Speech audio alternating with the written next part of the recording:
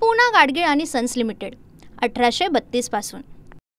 सांगलीमध्ये doctor ND. Patil विधी महाविद्यालय आणि सभागृहाच्या अनावरणाच्या निमित्तानं पवार काका पुतळ्यात यांच्यामध्ये शाब्दिक टोलीबाजी रंगली।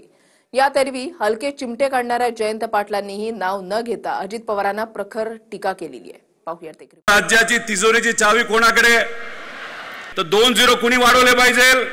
फार चुरू चुरू चुरू चुरू बोलत होता, म्हणलं गाडी फार फास्ट चाललेली आहे। कधीही एन.डी. पाटलांनी सत्ता इकडून तिकडे गेली म्हणून कधी उडी मारलेलं कधी ऐकले का तुम्ही? Never never. मी कधी तुमच्या कुणावर टीका टापणी केली? काय कारण आहे? तुम्ही तुमच्या विचाराने चाललाय, मी माझ्या विचाराने चाललोय।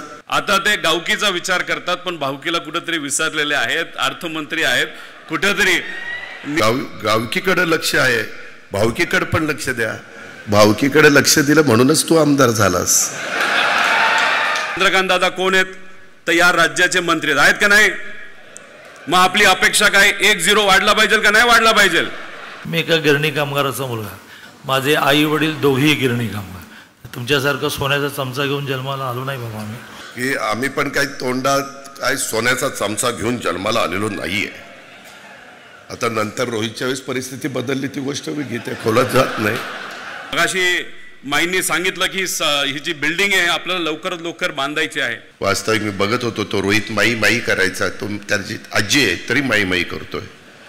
ठीक आहे, बघतो घरी गेल्यावर काय ते। सांगलीमधल्या इस्लामपुरात पवार काका पुतळ्यामध्येच चांगलीच टोलेबाजी रंगली। एकमेकांना कोपरखळ्या मारल्या गेल्या आणि हलक्या शब्दातून तिखट उत्तरं सुद्धा दिली गेली। निमित्त होतं महात्मा फुले शिक्षण संस्थेच्या प्राध्यापक डॉक्टर एन.डी. पाटील विधी महाविद्यालय आणि सभागृहाचं अनावरण। मंचावर एका बाजूला अजित पवार, त्यांच्या बाजूला चंद्रकांत पाटील, जयंत पाटील, रोहित पवार यांच्यासह दिवंगत नेते एन.डी. पाटील यांच्या पत्नी आणि अजित पवार यांच्या आत्या सरोज पाटील या देखील उपस्थित होत्या। सर्वात आधी काका पुतळ्यात गावकी आणि भावकीवरून टोलेबाजीची सुरुवात झाली। त्यावेळेस आम्ही एकत्रित होतो पार्टी म्हणून, आणि मग त्यांनी मला घरी बोलवून घेतलं। माझी अपेक्षा होती की त्यांनी सांगावं की भाषण चांगलं झालं, अजून चांगलं कर। त्यांनी सांगितलं की भाषण चांगलं झालं, पण एक गोष्ट महत्त्वाची तुला सांगतो। म्हणलं काय? अरे भाषण देत असताना, अधिवेशनामध्ये बोलत असताना तुझ्यावर कॅमेरा असतो, जरा बटणं जरा वरपर्यंत लावत जा, म्हणजे एवढं बारकाईने लक्ष त्या काळामध्ये माझ्यावर होतं। आता ते गावकीचा विचार करतात पण भावकीला कुठेतरी विसरलेले आहेत। अर्थमंत्री आहेत, कुठेतरी निधीच्या बाबतीत त्यांनी तिथं विचार करावा अशी मी विनंती करतो। भावकीकडे लक्ष दिलं म्हणूनच तू आमदार झालास। जरा जयंतराव त्याला विचारा किती मतं पडली, पोस्टल बॅलेटमध्ये आलाय आपण। त्याच्यामुळं माझ्या कुणी नादी लागू नका, तुम्ही तुमचं काम करा, मी तुम्हाला एक अक्षर बोलणार नाही। 90 मतदारसंघ असे आहेत की बॅलेट पेपरवर आमचेच आमदार निवडून आलेले आहेत, पण झालंय असं आहे की ईव्हीएम मध्ये काहीतरी घोटाळा झालेला आहे, बऱ्याच लोकांना तिथं पाडलं गेलेलं आहे आणि आम्ही कदाचित 1,20,000 निवडून येणार असो, आमचे 2-0 खाल्ले असतील, कधी काय सांगता येत नाही। त्यामुळे काय गडबड झाली हे राहुल गांधीजींनी आता पुढे आणलेली आहे, पण एवढी ताकद माझ्या विरोधात लावून सुद्धा तिथे असणाऱ्या प्रामाणिक जनता यांनी मला आशीर्वाद दिला। 1200 का न होईना आता मी निवडून आलेलो आहे, पण मी शांतता मात्र त्या ठिकाणी बसणार नाही। पुढचे 5 वर्ष या सरकारच्या नाकात दम हे सामान्य लोकांच्या वतीने आणल्याशिवाय आम्ही गप्प बसणार नाही। मगाशी माईंनी सांगितलं की ही जी बिल्डिंग आहे आपल्याला लवकरात लवकर बांधायची आहे। आत्यांनी सांगितलेली, कारण मी जसं मला जन्माला आलो तसं मी त्यांना मायात्या म्हणत आलो, त्याच्यामुळे मी काही सरोज पाटील आणि माईसाहेब आणि माई वगैरे म्हणणार नाही। वास्तविक मी बघत होतो तो रोहित माई करायचा, तो त्याची आजी आहे तरी माई करतोय। ठीक आहे, बघतो घरी गेल्यावर काय ते। राज्याची तिजोरीची चावी कोणाकडे? मग चंद्रकांत दादा जर 1-0 वाढवत असतील माझ्या आकड्यामध्ये, तर 2-0 कुणी वाढवले पाहिजे? हात वर करून वाढवले पाहिजे का नाही? बरंच काही रोहितने सांगितलं, मी 40 लाख देतोय। दादांनी, चंद्रकांत दादांनी 1 पूज्य वाढवावं आणि मी अजून 1 पूज्य वाढवावं, बरं सांगितलं नाही की दादा 1 पूज्य वाढवतील, आमचे जयंत पाटील अजून 1 पूज्य वाढवतील आणि अजितदादा अजून एक पूज्य वाढवतील तेवढंच बाकी राहिलं होतं. फार चुरू चुरू चुरू चुरू बोर होत होतं. म्हणलं गाडी फार फास्ट चाललेली आहे. आपण सगळ्यांनी जेवढ्या घोषणा कराल तेवढी देणगी माईंना मिळेल. मग शिल्लक राहिलेलं मी आणि माई बसून ठरवतो काय करायचं. आता मी इथलाच आहे रोहित, मी इथलाच आहे. माझे त्या जे काही शिल्लक राहील ते आता अजून 3 मोठी भाषणं होणार आहेत, तेवढ्यात होईलच बहुतेक पूर्ण. त्यातनं नाही झालं तर आपण आहेच की. दोन्ही काका पुतळ्यांमध्ये भाजपच्या चंद्रकांत पाटील यांनी सुद्धा संधी सोडली नाही. संस्थेला देणगी आणि निधी देण्यावरून आम्ही सोन्याचा चमचा ताटात घेऊन जन्मलेलो नाही असं चंद्रकांत पाटील यांनी म्हटलं. मात्र याच वेळी अजित पवार यांनी सुद्धा भाजपच्या दादांना उत्तर दिलं. फुल नाही तर फुलाची पाकळी म्हणून मी मदत करत आहोत आणि एक सेवा म्हणून तिथं समजावं.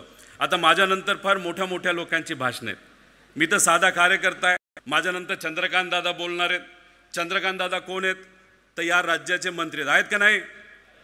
मग आपली अपेक्षा काय 1-0 वाढला पाहिजे का नाही वाढला पाहिजे. वाढला पाहिजे का नाही हात वर करून सांगा. मी एका गिरणी कामगाराचा मुलगा. माझे आई वडील दोघेही गिरणी कामगार. तुमच्यासारखं सोन्याचा चमचा घेऊन जन्माला आलो नाही बाबा मी. म्हणजे मला माझं उदाहरण आठवतं की गिरण भागामध्ये मुंबईमध्ये आजही माझं घर आहे. आमचं घर 8 बाय 10 म्हणजे 80 स्क्वेअर फीट. 5 बहिणी, सावत्राई, सख्खी आई, अशा 7 महिला, वडील आणि मी 9 जण राहायचो. चंद्रकांतदादा पाटील तुम्ही सांगितलं मी गिरणी कामगारांचा मुलगा. आम्ही एवढ्या घरात राहायचो. आम्ही देखील तिथं माझ्या माहितीप्रमाणे 2च खोल्या होत्या. 2. आम्ही प्रशांत कित्येकदा गॅलरीमध्ये झोपायचो. विचारा त्याला. म्हणजे आम्ही पण फार काही वर्ण पडलेलो नाहीये.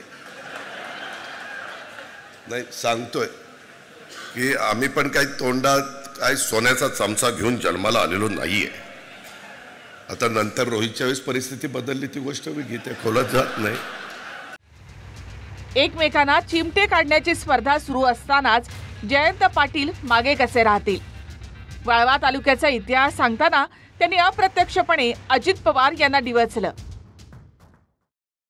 प्राध्यापक डॉक्टर ND पाटील साहेब यांचा प्रचंड आदर करतो.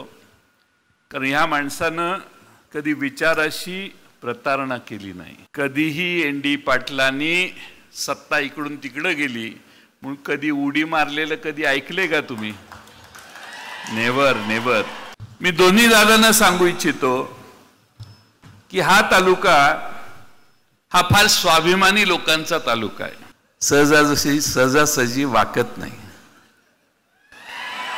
सहजासहजी शरण जात नाही. लढाई करायची असेल तर ती करताना कितीही फंद फितुरी झाली तरी जे आहेत त्यांच्या बरोबर घेऊन लढायचं हे ND पाटलांपासून सगळ्या स्वातंत्र्य सैनिकांनी आम्हाला शिकवलेलं आहे. मी जयंतराव ज्यावेळेसपासून मी आमच्या महायुतीमध्ये आहे मी कधी तुमच्या कुणावर टीका टापणी केली. काय कारण आहे. तुम्ही तुमच्या विचाराने चाललं, मी माझ्या विचाराने चाललोय. आणि शेवटी आपल्याला साध्य काय करायचं आहे. महाराष्ट्राचा सर्वांगीण विकास, शिवशाहू फुले आंबेडकरांची विचारधारा, ह्याच्यामध्ये आम्ही कुठं कॉम्प्रोमाइज करतच नाही. आणि त्यामुळे मला तर मगाशी ह्यांची सगळ्यांची भाषणं झाली तसं तसं माझं संकट चाललेलं होतं. रोहितनं सांगितलं जयंत पाटलांचं 12 वाजता काय हेलिकॉप्टर आहे आणि मला त्या हेलिकॉप्टरमधनं जायचं. म्हणलं माझं भाषण ऐकायला नेमकी ही दोघं नाही आहेत. आणि मी तर हे सगळं ठरवलेलं होतं. ही बोलून मात्र गेली. त्याच्यामुळं पण ते आली. शेवटी माझं नशीब फार चांगलं आहे. कसं का होईना ते पुन्हा जुळूनच येत आहे. स्वर्गीय राजाराम बापूंच्या कर्तृत्वाचे वारसदार, कर्तृत्व नेतृत्वाबरोबरच आवाजाचं देखणे पण ज्यांना लाभलं ते इस्लामपूर विधानसभा मतदारसंघाचे माननीय आमदार आणि राज्याचे माजी मंत्री सन्माननीय श्रीयुत जयंतरावजी पाटील साहेब. मगाशी हिंदी तर महाशयांनी सांगितलं आवाजात प्रेमळपणा असलेलं देखणं नेतृत्व. जयंतराव पाटील आम्ही काही देखणे नाही आहे. त्याला वाळव्याला बोलवायचं इथं बोलवायचं आमचीच बिन पाण्यानी करायची ही देखणा आणि आम्ही काय बिन देखणा आहे तुला बघतोच ये माझ्याकडे कसं काय येते. आंदोलकांना बेदम मारहाण करणाऱ्या सूरज चव्हाण यांना बढती मिळाल्यानंतर अजित पवार यांचा पक्ष हायजॅक झाल्याची टीका रोहित पवार यांनी केली होती. त्यावरून सुद्धा मंचावर शेरेबाजी रंगली.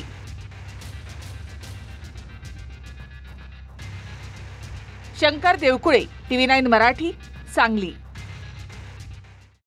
पूना गाडगीळ आणि सन्स लिमिटेड 1832 पासून.